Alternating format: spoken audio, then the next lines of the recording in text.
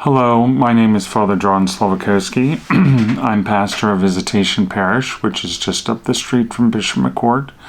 I'm also an alumnus of Bishop McCourt, so I'm really happy to be sharing with you some reflections on the Gospels.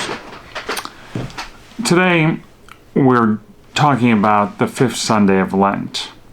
And again, we turn to John's Gospel, just as we did in the third and fourth week. And today, we deal with the final miracle or sign, as it is in John's Gospel, which is the raising of Lazarus. And related to this, many parishes have catechumens. And if you're not sure what a catechumen is somebody who's about to be welcomed into the Catholic family at Easter. And as they move closer to the celebration of their baptism, today's readings actually call us to reflect upon our own baptism, which deals with the dying and rising of Christ.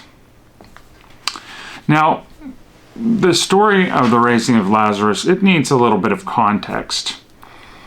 And the context is the Jewish leaders' growing animosity of Jesus and Jesus' activity.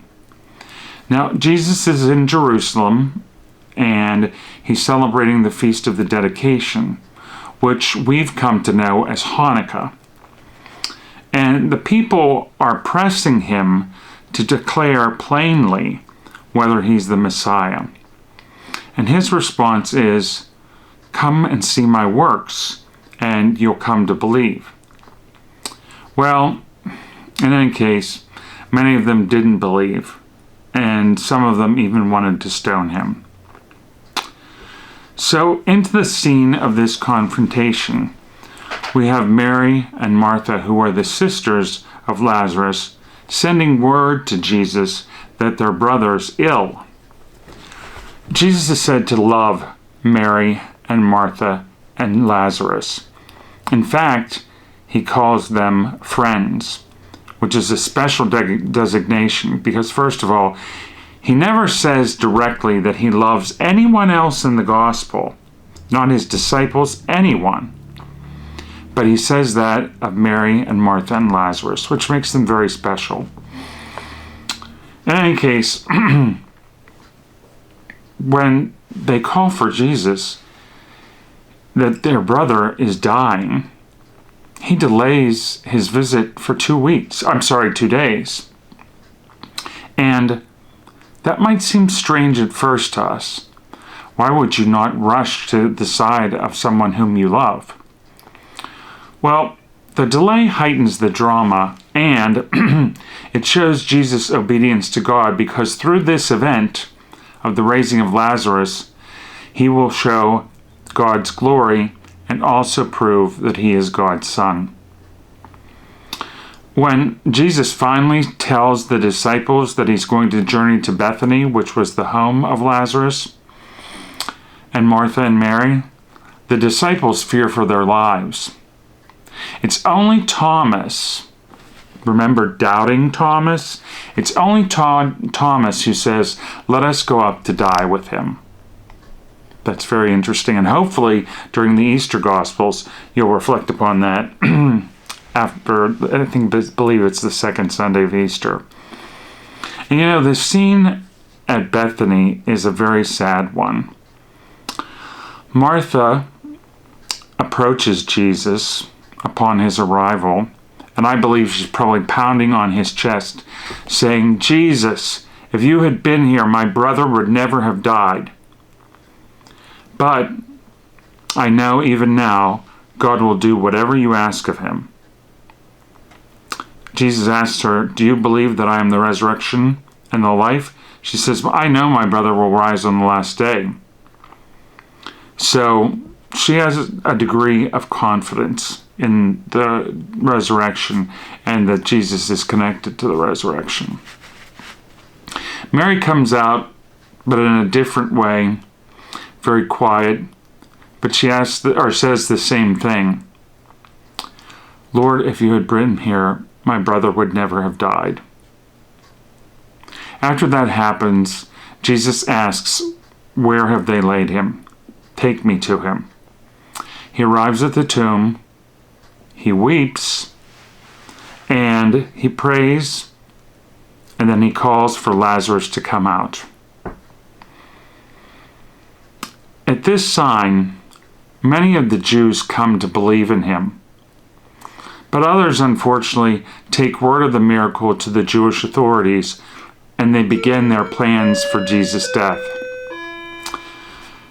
Now, set against the backdrop of Jesus' impending death are many elements that, the raising of Lazarus foreshadow the resurrection of Jesus. Jesus facing conflict with the Jewish authorities, he continues to be completely obedient to God. In raising Lazarus, Jesus shows his power over death, so that when Jesus dies, those people who believe in him might have hope that he, as he promised, will return.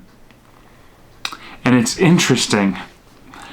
Just as the stone, Jesus asked the stone to be rolled back from the tomb, so upon Jesus' resurrection is the stone rolled back from his tomb. So, we talked earlier about these catechumens, these people that are, yearning to come into the Catholic faith in full force. They're preparing for their baptism at Easter. And we have to be in solidarity with them, and reflect upon our own baptism and what that means. In baptism, we die to the power of sin. And in baptism, we realize that Jesus is the Lord of life and that our entry into eternal life is possible. With Martha and Mary, I believe we're called to profess that Jesus is indeed the resurrection and the life. So, I have to ask you, how is Jesus the resurrection and the life for you? Well, if you'll allow me, I have two examples from my own life. One that's theological and the other one that's rather practical. As for the first, my father died on February 6th of this year, and I buried him on February 10th. And I believe that he is one with the Lord, the resurrection and the life, because he lived a very moral life. So his transition from time to eternal glory is in process, and I believe he'll be with the Lord. The second has to do with relationships. 3 times in my life, once before my priesthood and twice during my priesthood, I was hurt by people that I trusted. Actually, twice I was really betrayed. And if I didn't believe that Jesus was the resurrection and the life, that he could bring newness to life, I never would have been able to die to my feelings of hatred and apathy and forgive through quiet and personal prayer, just like Mary did. So I ask you concretely, how is Jesus the resurrection and the life for you? And how do Mary and Martha's response to Jesus fit into that picture?